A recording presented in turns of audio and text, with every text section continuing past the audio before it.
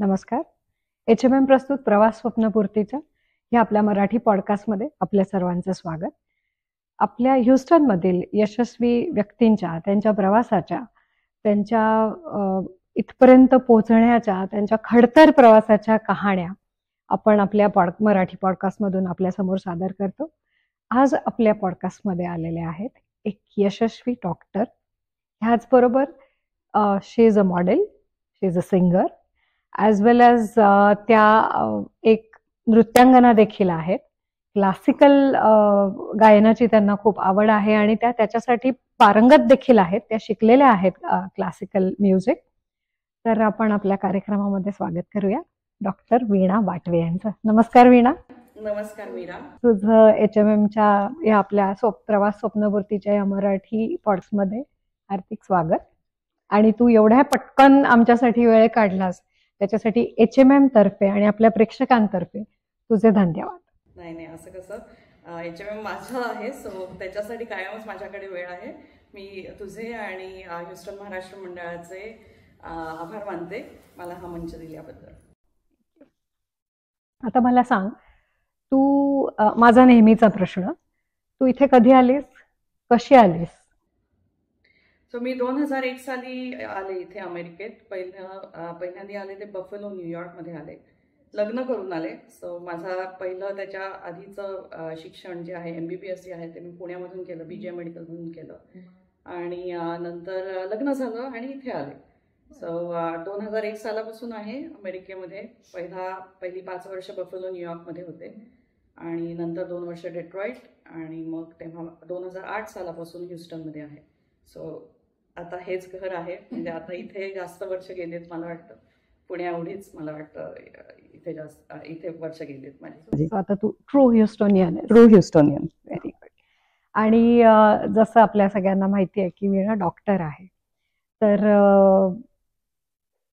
मेडिकलचा अभ्यास ही एक अतिशय अवघड गोष्ट आहे. त्यातून तू तुझा मास्टर्स पण इथे पूर्ण केलंस.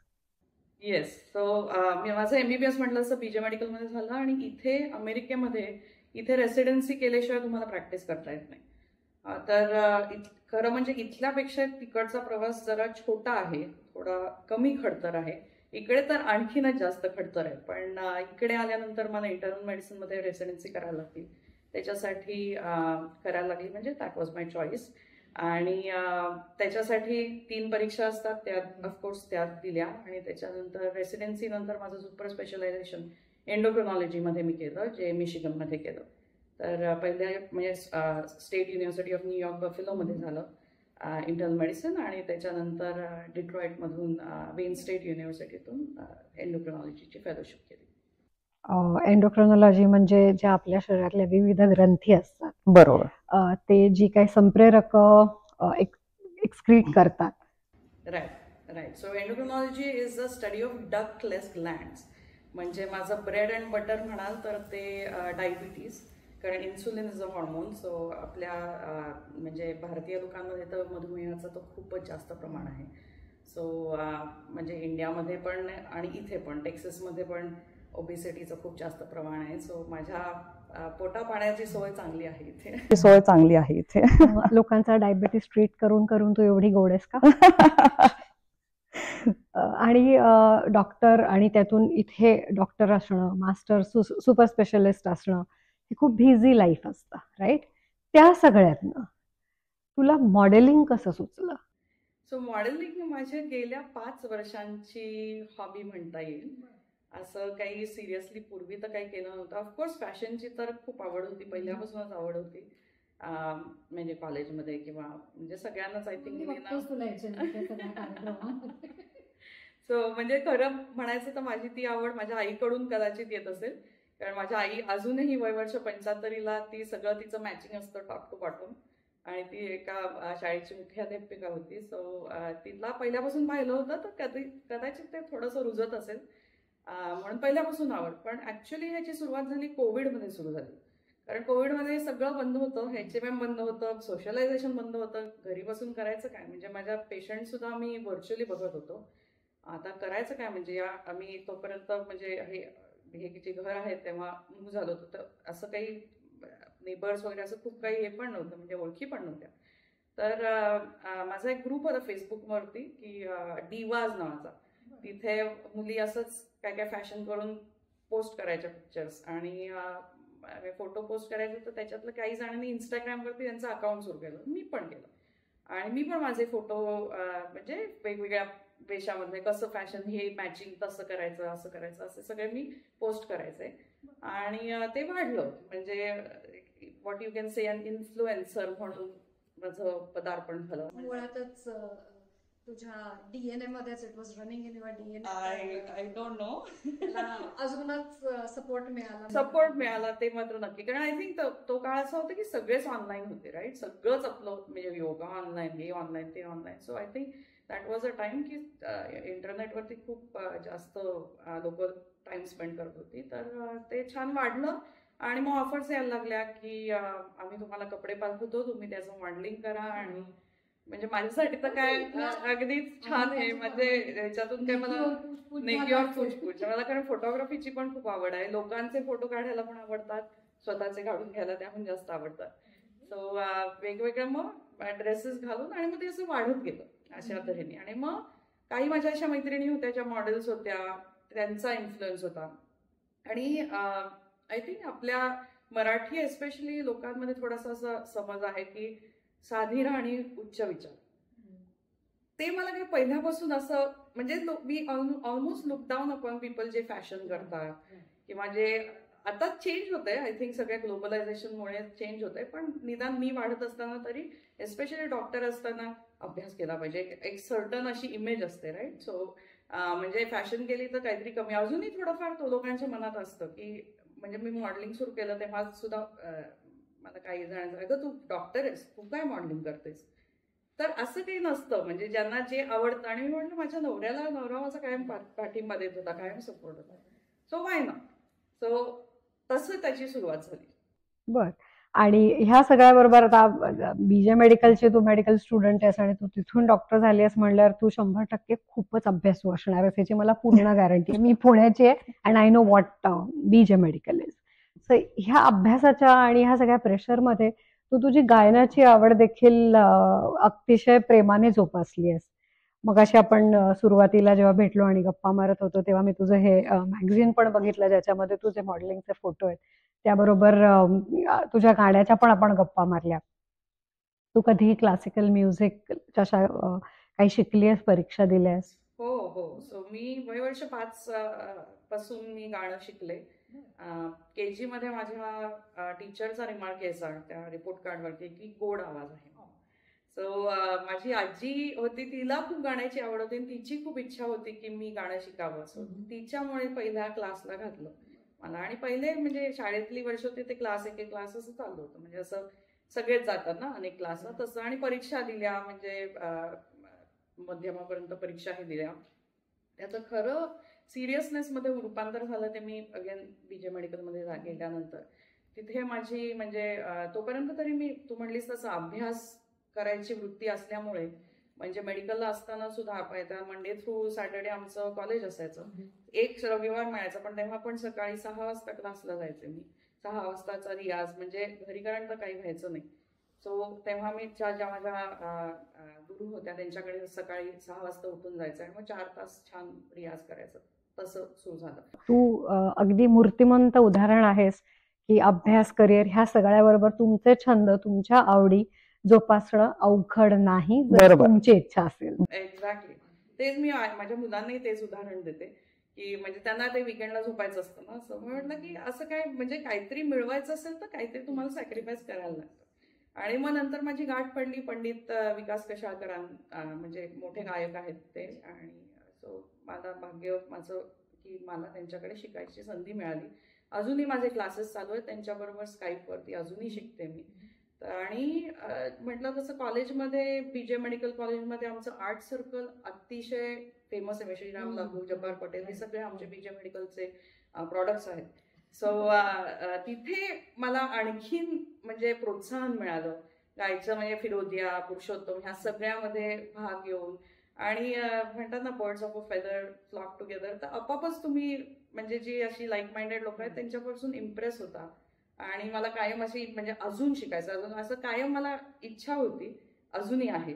आणि अशी लोक सानिध्यात असल्यामुळे ते आपोआपच ते जोपासलं गेलं. म्हणजे मेडिकलचा अभ्यास करणारे किंवा तुम्ही जर डॉक्टर व्हायचं असेल तर फक्त अभ्यास की अभ्यास असंच काही नाही, हे असं सगळं पण करता येतं नक्कीच, आणि फक्त त्याच्यासाठी इच्छा असावी लागते. इच्छा असायला. त्याचबरोबर आपण जेव्हा बोलत होतो तेव्हा तू म्हणालीस की तू गेली 10 वर्ष मॅरेथॉन रनिंग पण करतेस. हो. तर असं तू काय काय करतेस? मी मगाशी तुला जसं म्हणलं थोडंसं तीर्थ आम्हाला पण दे, म्हणजे कुठून तरी तुझी ती एनर्जी जी आहे ती आमच्याकडे पोचेल. आणि तुझ्या दिवसाला 48 तास आहेत की 24? असा हा प्रश्न मला भरपूर लोक विचारतात आणि एनर्जी बद्दल पण भरपूर लोक विचारतात. As a doctor I will say the only reason I have so much energy is exercise. मी आयुष्यभर माझ्या ॲडल्ट लाईफमध्ये एक्सरसाइज केलेला आहे, पण ते म्हणजे जिम वगैरे असं सगळं असायचं. पण माझ्या सासरची काही लोक अशी ज्यांनी आयर्नमॅन केलेली आहे, हाफ मॅरेथॉन केलेली आहे, तो म्हणून अगेन म्हटलं तसं मला कायम लोकांचे आदर्श ठेवून तसं आपण करावं असं कायम इच्छा असायची. सो इच्छा आहे. सो तिथून त्याची सुरुवात झाली. जो मला आयुष्यात एक हाफ मॅरेथॉन करायची होती, तर मी त्याचं ट्रेनिंग केलं.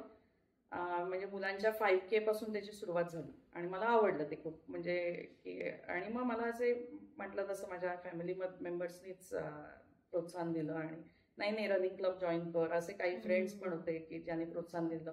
आणि it is a good way to preach, practice what you preach, right. So माझ्या इनफॅक्ट ऑफिसमध्ये मी एक प्लाक लावलाय माझे मेडल्स लावून की शी बिलीव्ड शी कुड and she did. So this is a very good talking point for patients. So patients म्हणजे जेव्हा मी बघते तेव्हा मी त्यांना जेव्हा प्रोत्साहन देते की तुम्हाला एक्सरसाइज केला पाहिजे, I have to do that myself, right. So मी ते दाखवते त्यांना की हे बघा, मी म्हणजे खूप लेट इन लाईफ सुरुवात केली रनिंगला, पण माझं असं मी केलंय. सो करू शकता तुम्ही. इट जस्ट नीड्स डिसिप्लिन आणि पर्सिव्हिअरन्स. म्हणजे जेव्हा तुमचं कुठच्या गोष्टीसाठी कौतुक होतं तेव्हा आपल्याला ती रश येते आणि असं वाटतं की अरे मी अजून चांगलं काहीतरी केलं पाहिजे, आणि ते हळूहळू हळूहळू वाढून तुमचं ते पॅशन कधी बनतं कधी कळतच नाही, राईट. राईट. आणि तू म्हणलीस तू एंडोक्रायनॉलॉजिस्ट आहे, तर आपल्याकडे जसं भारतीयांना खूप जास्त डायबेटीसचा प्रॉब्लेम आहे, ओबेसिटीचा प्रॉब्लेम आहे, because of food habits. Like may be लहानपणापासून आपण कार्ब रिच डाएट जास्ती खातो. तर तुला आपल्या प्रेक्षकांना यासाठी एक जनरलाइज सल्ला काय द्यावासा वाटेल?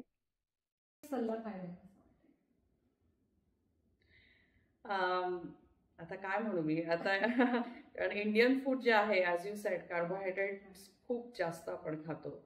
आणि अशी पण एक समजूत आहे, हे कदाचित इंडियन लोकांना आवडणार नाही मी असं म्हटलेलं, की आपला आहार आहे तो एकदम रिच आहार आहे, की त्याच्यात सगळं आहे. तर तसं काही नाही आहे. कार्बोहायड्रेट्स प्रधान आपला डाएट आहे. म्हणजे आपण कसं खातो, पोळी भात खातो आणि साईडला कोशिंबीर थोडीशी भाजी असं सगळं खातो. खरं म्हणजे ते उलटं पाहिजे. म्हणजे मेन आपलं सॅलड आणि भाज्या आणि असं मेन पाहिजे, आणि साईडला एक त्यांचं अमेरिकन लोकांचं जसं असतं डिनर रोल एक साईडला असतं तसं पाहिजे. सो जेवढं तुम्ही जास्त भाज्या खाऊ शकाल, जेवढं कडधान्य खाऊ शकाल, आणि त्याच्यात म्हणजे व्हीट आणि राईस कमी, आणि सॅलड्स खाऊ शकाल, तेवढं जास्त. मीठ खात असाल अजूनही चांगलं. म्हणजे chicken and fish, red meat पण इज नॉट गुड. म्हणजे रेड मीटने तुम्हाला colon cancer, breast cancer, heart अटॅकची शक्यता वाढते. सो चिकन, फिश जो खाऊ शकाल तुम्ही, तर म्हणजे खात असाल, व्हेजिटेरियन नसाल, तर आपल्या लोकांमध्ये व्हेजिटेरियन बरेच असतात. सो त्यांना खरंच प्रॉब्लेम येतो की प्रोटीन आणायचं कुठून. म्हणजे योगर्ट आहे, दही, ताक, कॉटेज चीज वगैरे इकडे अमेरिकेत बरेच ह्या सगळ्या गोष्टी मिळतात. सो प्रोटीन तिथूनही मिळू शकतो. प्रोटीन शेक्स आहेत.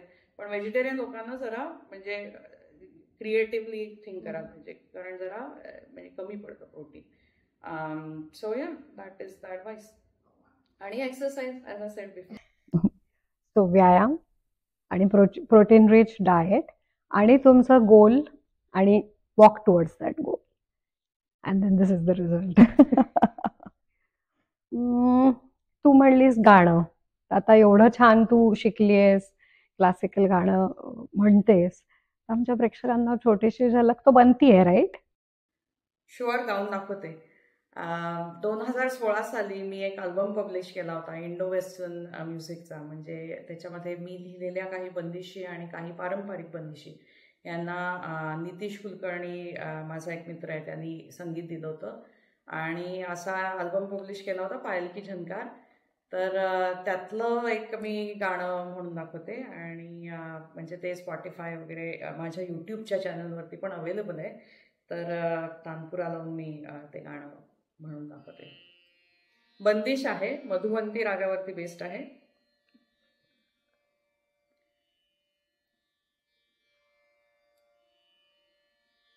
पिया सांग आँख लड़ी मैं बावरी, पिया सांग आँख लड़ी मैं बावरी, लोग लुगैया पूछ रहे हैं किसके ख्याल में डूबी हूँ मैं, पिया संग आँख लड़ी मैं बावरी,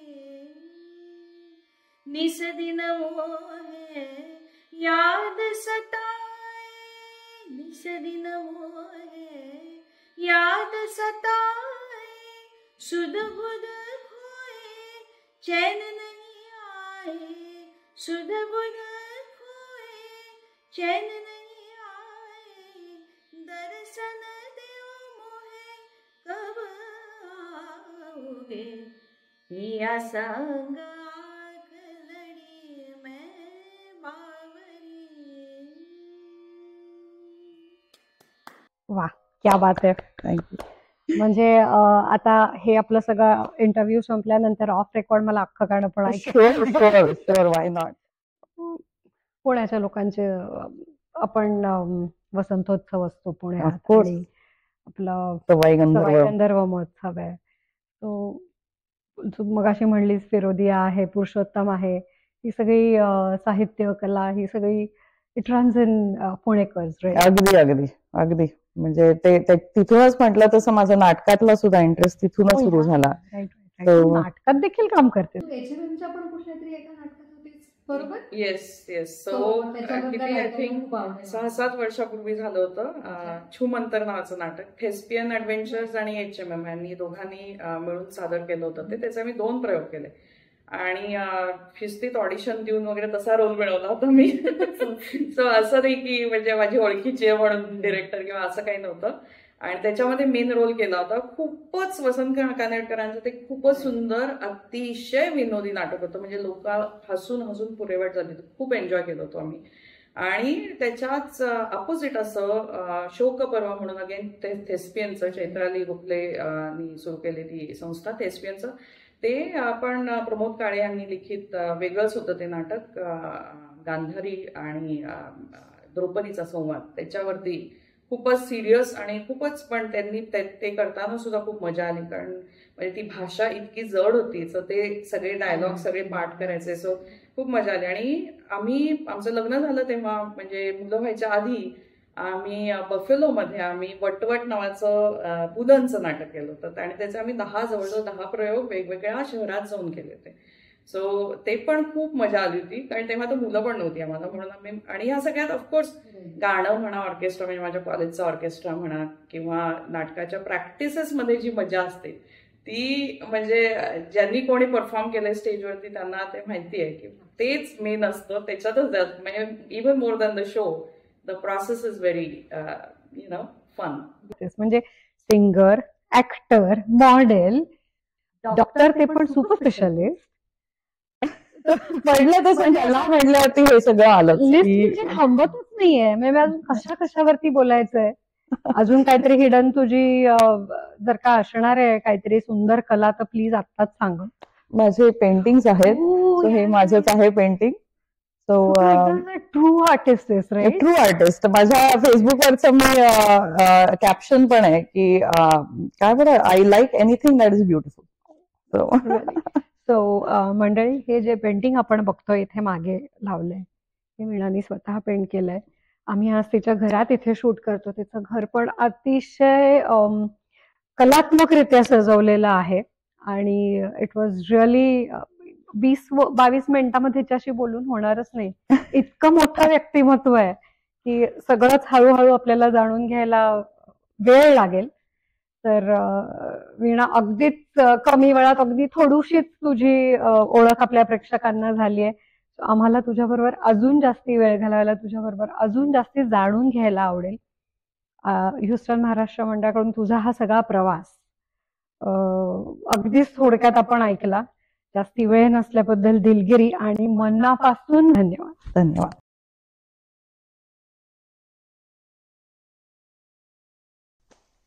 नमस्कार. आपल्या मगाशी आपण पॉडकास्टमध्ये डॉक्टर वीणा वाटवे यांना भेटलो. आजच्या या पॉडकास्टच्या पुढच्या भागामध्ये अजून एक हरवणारी व्यक्ती आपण तुम्हाला भेटायला घेऊन आलेलो आहोत. तर गौरी घोंगे. गौरी, नमस्कार. नमस्कार. तर्फे तुझं आजच्या ह्या कार्यक्रमात मनापासून स्वागत. थँक्यू. कशी आहेस? मी एकदम छान. आपला नेहमीचा प्रश्न, सर्वप्रथम आपला नेहमीचा प्रश्न, इथे US मध्ये कधी आलीस, कशी आलीस आणि ह्युस्टन मध्ये कशी आलीस? US मध्ये मी आली 2014 मध्ये आम्ही आलो. मी आलो माझ्या हस्बंडच्या जॉबसाठी आलो आणि आम्ही 6 वर्ष डेलावेअरला होतो. त्याच्यानंतर 2019 मध्ये मी ह्युस्टन मध्ये आले. बर. आणि तुझं थोडंसं बॅकग्राऊंड सांगायचं झालं तर माझा जन्म झाला आहे मस्कत UAE मध्ये आणि माझं I am bought up in म्हणजे इंडिया. त्याच्यानंतर माझं सगळं शिक्षण पण इंडियामध्येच झालं. I am double graduate, double post graduate आणि I hold MBA in business and finance. मग त्याच्यानंतर I started working with ICICI bank in India. After coming to US, after a couple of years, then I started working with an insurance company, which specialized in business insurance and liability insurance. त्या दरम्यान असं झालं की एक घटना घडली ज्याच्याने माझा दृष्टिकोन बदलला. आम्हाला त्या घटनेबद्दल ऐकायला नक्कीच. माझी जी सगळी जर्नी आहे ना ती खूप अशी पर्सनल आणि प्रोफेशनल लाईफनी शेपअप केलेली आहे. तर कसं झालं की आमचे खूप क्लोज फ्रेंड होते आणि फॅमिली फ्रेंड होते. He passed away due to cardiac arrest आणि तो रात्री झोपला आदल्या दिवशी आणि दुसऱ्या दिवशी सकाळी उठलाच नाही. तर त्यांच्या फॅमिलीनी जे काही फेस केलं म्हणजे it was like the financial hardships म्हणा, ते इमोशनल ड्रेन तर विचारूच नका. आणि त्याच्यानंतर आणि that they didn't had anything in place. म्हणजे they didn't had a will. एक बेसिक लाईफ इन्शुरन्स होती एम्प्लॉयरकडनं. देन जे आपल्याला फायनान्शियल सेफगार्ड्स म्हणतो आपण, बँकेत POD म्हणजे पेबल ऑन डेथ असतं बँक अकाउंट्समध्ये, ते देखील तिच्याकडे नव्हतं. घरावर मॉर्टगेज होतं. 2.5 वर्ष झालं होतं त्यांना घर घेऊन आणि 2 लहान लहान मुलं होते. So she had nothing with her at that stage. तर that shook us completely and it was very disturbing for all the friends. So तो एक इन्सिडेंट होता आणि we were coping from that and suddenly my father also passed away. Same like with the cardiac arrest. सकाळी 4 वाजता त्यांना असंच problem झाला आणि 5 वाजता he was no more. And again, though we were all grown up, आमचे लग्न झाले होते सगळ्या बहिणींचे and we were settled, पण त्यांच्याकडे पण विल नव्हती. तर ते त्यांची प्रॉपर्टी, त्यांचे ॲसेट्स सगळे, ते वारसा हक्क प्रूव्ह करा, ह्या सगळ्या गोष्टीमध्ये आम्ही पण चॅलेंजेस खूप फेस केले. मग तेव्हा मला असं खूप स्ट्रॉंगली वाटू लागलं की माझ्या फॅमिलीसाठी तरी ह्या सगळ्या ज्या गोष्टी आहेत म्हणजे ज्याला आपण पर्सनल फायनान्सेस म्हणतो त्या अगदी स्ट्रीमलाईन हव्या आणि त्या everything should be in place for us, असं मला खूप वाटू लागलं. तर मग मी रिसर्च चालू केला आणि खूप इंडस्ट्री एक्सपर्ट्सना भेटले, सगळं झालं. त्या दरम्यान मी भेटले ट्रान्स अमेरिकेच्या आमच्या MDशी आणि त्यांनी माझं पर्स्पेक्टिव्ह चेंज केलं. माझ्या डोक्यात फक्त एवढाच विचार होता की कपल ऑफ इन्व्हेस्टमेंट्स आणि एखाद document, I am all set, I don't need anything for my family. But that was not it.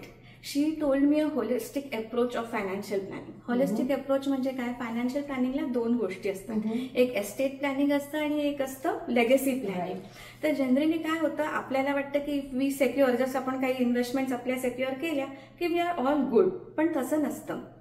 Financial प्लॅनिंगचा सगळ्यात बेस जो असतो, जो फाउंडेशन जे असतं ते म्हणजे प्रोटेक्शन असतं. Safeguarding your health, safeguarding your life, safeguarding your assets, that is the foundation. And that's where came life insurance and disability insurance in my life. Like she told me what the importance is and how you secure your finances and yourself first, then move ahead with on the pyramid for all the investments. तर तसं झाल्यावर मग I said wow, this is something new that I have learn and I need to teach this to the community. I need to teach the people around me की काय important आहे. आणि माझ्या त्यावेळेला माझा मुलगाही 3rd-4th ग्रेडमध्ये होता. तर त्याच्या कॉलेजच्या प्लॅनिंगसाठी पण आमचा विचार चाललाच होता की we have to do something for his funds, म्हणजे किड्स एज्युकेशनच्या फंडसाठी पण. तर तेव्हा हे सगळंच it came all together to me and make sense की आता I need to educate people around me, my community, my friends. So मग मी लायसन्स घेतलं, मी माझे सर्टिफिकेशन्स केले अँड आय जॉईन ट्रान्स समिता. At the same time I got appointed with all the carriers also. आणि that's how it became my passion and it was never looking back. मला 2020मध्ये कम्युनिटी अवॉर्ड पण मिळाला. त्याच्यानंतर मग 2023मध्ये पण मिळाला आणि आता 2024मध्ये पण मिळाला. So for my performance I have always been awarded. त्याच्यासाठी मनपूर्वक अभिनंदन. थँक्यू. आणि बऱ्याचदा आपण म्हणतो ना की आपल्या स्वतःच्या लाईफ लेसन्स मधून किंवा आपण ज्यातून गेलेलो असतो त्याच्यासाठी आपल्या प्रेमाच्या व्यक्तींना, आपल्या मुलांना त्यातून जायला लागू नये. बरोबर. म्हणून आपण काही गोष्टी शिकतो, त्यांना एज्युकेट करतो. तर तू तर खूपच मोठं काम करतेस की ज्या सगळ्या त्रासातनं तू गेलीस त्या सगळ्यातनं की मला जो काही त्रास झाला तो माझ्या कम्युनिटीला, माझ्या समाजाला होऊ नये हा दृष्टिकोन घेऊन तू ह्याच्यात उडी मारलीस. आणि ऑफकोर्स तू सक्सेसफुल तर झालीच आहे, आम्ही तर बघतोच आहे.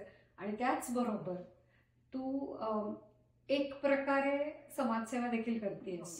आणि खरोखर अमेरिकेसारख्या जागा, म्हणजे आता जसं भारतात, आता तू म्हणतेस तुला एक मुलगा आहे, मला पण एकुलती एकच मुलगी आहे, पण भारतामध्ये जेव्हा असं होतं की एकुलत्या एका मुलाला सगळं आरामात मिळतं आणि इथे अमेरिकेसारख्या जागेत तुमच्या एकुलतं एक मुलं असलं तरी तुमच्या पाठीमागे त्या वस्तू त्यांना मिळत नाही, तुमच्या असेट्स त्यांच्यापर्यंत पोहोचतच नाही. तर हे फार महत्वाचं गोष्ट तू आज सांगितलेली आहेस की ह्या सगळ्या गोष्टींचं प्लॅनिंग असणं, ह्या सगळ्या गोष्टींचं तुमचं विल असणं, हे असं वाटतं मला काय होणार आहे, राईट, मला काय होणार आहे, विल काय बघू, अजून खूप वेळ आहे, मी किती यंग आहे, आपण टाळतो, आपण गोष्टी टाळतो. किंवा माझं सगळं शेवटी माझ्या मुलाला एकुलता एक मुलं असेल तर. पण आपल्या अमेरिकेसारख्या देशामध्ये ह्या गोष्टीला खूप महत्व आहे आणि हे एज्युकेशन तू लोकांना देतेस. तर तुला त्यांना एक जनरल ह्या सगळ्याची आउटलाईन म्हणून काय गाईड करा असं वाटतं? मला सगळ्यांना हे सांगायचं आहे की हे सगळे जे डिसिजन्स आहेत ना आपले, we should not put it on back burner. आमच्या प्रोफेशनमध्ये असं म्हटलं जातं की insurance or any kind of financial planning should have been done yesterday. If not yesterday, today is the right day. So however uncomfortable it gets, however emotional it gets, प्रत्येक कपलनी, प्रत्येक फॅमिलीने एकमेकांसोबत बसून हा प्रश्न डिस्कस करायचा आहे की कधी ना कधीतरी अशी वेळ येणार आहे की केव्हा तू केव्हा मी, आणि त्या तू किंवा मी मध्ये जो मागे उरणार आहे त्याला कुठल्याही प्रकारचे कष्ट नको.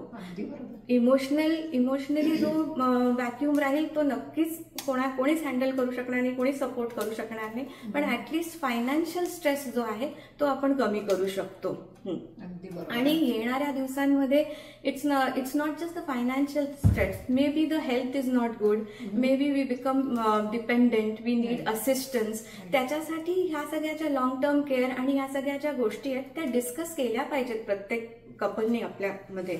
आणि असिस्टेड लिव्हिंगची जी कॉस्ट आहे ती इतकी जास्ती भयंकर आहे. आता 2024चे जर का स्टॅटिस्टिक्स बघितले आपण तर फॉर्मल केअर, इनफॉर्मल म्हणजे ॲट होम केअरचीच 50,000 केअर आहे, म्हणजे कॉस्ट आहे. आणि जर का तुम्ही हे घेतली फॉर्मल केअर म्हणजे कुठल्या नर्सिंग होममध्ये वगैरे राहायचा केलं तर it is around 90K for a year. It's annual cost. तर तुम्ही विचार करा की येणाऱ्या जर का 15-20 वर्षांनी तुम्हाला ही गरज पडली and we just take account of 3% inflation, so it will be almost double. So how do we take care of all these cost, how do we think about it. तर आपल्याला हे सगळं आत्ताच वर्कआउट करायला पाहिजे, otherwise we end up saving even the last penny from our bank account and that is what it is difficult. This anybody should not face this. So I would like to urge everyone की think about it and do talk to me. I am here to help you guys. तू अगदी बरोबर बोललीस, कारण खूपदा हा जो विषय असतो की दोघांमधला एकाने मागे राहणं हा विषय कधीही बोललाच जात नाही जोडीदाराबरोबर, कारण की तो नको असलेला विषय असतो. त्या गोष्टीचा आपल्याला विचारही करवत नाही आणि तो आपण दरवेळी मला काही नाही होणार आहे, मला काही नाही होणार आहे असं करून मागे टाकत राहतो. की त्यापेक्षा आता माझ्या मुलाचं शिक्षण आहे, आता माझ्या मुलीचं लग्न आहे, किंवा मला अमुक गाडी घ्यायची आहे, आता अजून एखादी इन्व्हेस्टमेंट करूया, एखादं घर घेऊया, किंवा एखादी ट्रिप करूया की जे आपल्याला इतक्या वर्षात जमलं नाही. म्हणजे जसं जसं वय वाढत राहतं तसं आपण त्या जुन्या खूप दिवस दाबून ठेवलेल्या इच्छा पूर्ण करण्याकडे आणि ह्या गोष्टीकडे थोडं हे खूप दूर आहे, अजून थोडी ना म्हातारे झालोय असं करून आपण थोडं मागे टाकत राहतो. आता क्वार्टर क्लोज आहे, आता फायनान्शियल इयर एंड आहे, असं करत करत प्रोजेक्ट गो लाईव्ह आहे, करत करत नेहमी इट गोज अहेड. तुझ्या कामाचा हा एवढा मोठा आवाका बघितला, पण मग एवढं सगळं तू सिंगल हँडेडली मॅनेज करतेस की तुझी काही टीम आहे? नाही, माझी टीम आहे. माझ्या टीममध्ये सगळ्यात मोठा रोल प्ले करतात ते म्हणजे माझे हस्बंड. ते चार्टर्ड अकाउंटंट आहेत आणि he guides me and he personally takes interest in all the clients. Then we have 2 CPAs in my team who helps us. This year we started actually tax filing also. Tax planning was definitely an aspect of my services, but this year we started tax returns also. Though we are too lean on this because we have too many things on our plate, but maybe next year it will get a larger picture. And then my MD, she also guides me completely thoroughly. The best part of my team is my husband is from he's a chartered accountant from India. तर तो India आणि युएसच्या taxation मध्ये तो सगळ्या लोकांना खूप छान guide करतो. आणि जो काही आता स्ट्रिंजंट होत चालले आहेत सगळे लॉज इंडियामध्ये, त्यामुळे आमचे जितकेही क्लायंट आहेत ते सगळ्यांना खूप प्रश्न असतात. त्यांची प्रॉपर्टी, त्यांचे सगळे ॲसेट्स तिकडे असतात आणि मग जे काही, तर त्याच्यासाठी तो खूप चांगला मला हेल्प करतो, तो गाईड करतो. So that's how my team is built up आहे. असं बघायला लागलं तर हा विषय खरंच खूप आवाडव्य आहे. असा 10-15 मिनिटाच्या इंटरव्ह्यू मध्ये हा कव्हर होणं फार अवघड आहे, कारण की ह्या गोष्टीच्या भरपूर छोट्या छोट्या विविध ऍस्पेक्ट्स आहेत ज्या तुझ्याकडे समोर बसून, आणि प्रत्येक कुटुंबाची गरज वेगळी. त्यामुळे मला आपल्या प्रेक्षकांना नक्कीच सांगावंसं वाटेल की ह्या सगळ्याचा फार सिरियसली विचार करण्याची वेळ आता खरंच आलेली आहे, राईट. आणि गौरीचा नंबर तर अवेलेबल आहेच आपल्याकडे. प्लस तुम्हाला काहीही वाटलं की म्हणजे तिची काही कंपल्शन नाही आहे कोणाला की तिच्याकडून तुम्ही पॉलिसी घेतलीच पाहिजे, तिच्या प्लॅनमध्ये इन्व्हेस्ट केलंच पाहिजे, पण ऍटलिस्ट ह्याबद्दल अजून थोडं जाणून घ्यायला, अजून थोडी माहिती घेण्यासाठी तिला तुम्ही नक्कीच कॉन्टॅक्ट करावा. आणि ती स्वतः घरी येऊन किंवा तुमच्या वेळेनुसार तुम्हाला समजावून ह्या सगळ्या गोष्टी तुमच्या गरजेनुसार टेलर्ड प्लॅन करून देते. So I would really recommend की तुम्ही नक्कीच तिची एकदा वेळ घ्यावी. Definitely. I can help you build your wealth. At the same time, I can help you to secure your financial future by taking care of your income and your wealth, both at the same time. Health and income. Absolutely. आजच्या या आपल्या छोट्याशा interview मध्ये तू खूप मोठा आवाका cover केलेला आहेस. ऑफकोर्स तो पूर्ण झालेला नाहीये. आता तुझ्याशी मला पण एकदा पर्सनली निवांत भेटायलाच हवं, नक्की भेटूया. पण आपल्या या सगळ्या HMMच्या मराठी कम्युनिटीतर्फे आणि HMMच्या आमच्या कमिटीतर्फे आज तू आमच्यासाठी वेळ काढून इकडे आलीस, त्याच्यासाठी तुझे मनापासून धन्यवाद HMM तर्फे आणि आमच्या सर्व प्रेक्षकांतर्फे. Thank you HMM, thank you Meera. मलाही छान वाटलं तुझ्याशी गप्पा मारून. Thank you for having me.